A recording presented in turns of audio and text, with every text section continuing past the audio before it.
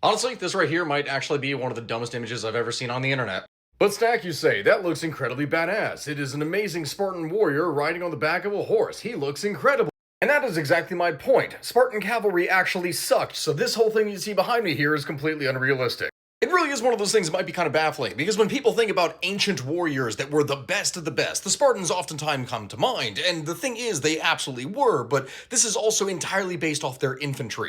The core of any Spartan force was its hoplite heavy infantry, and this is something that was composed of its citizens, and if it needed other types of forces like light infantry, skirmishers, things like that, this typically came in the form from allies. Or like slave vassal states, really, one or the other.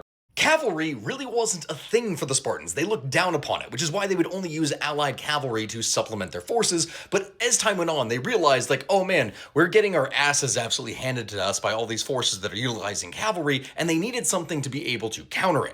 So they started using their own, except it didn't look like this. No, instead, Spartan cavalry was made up of the older, more elite members of society that were wealthier and too old and infirm to actually be able to fight in the line of battle. Like, I kid you not, you received what most societies would call a promotion by being too weak to be able to fight in the line. But hey, if you want to learn more history with me, you should actually join me on my trip to Greece, which you should book now because the trip for this is closing within the next month.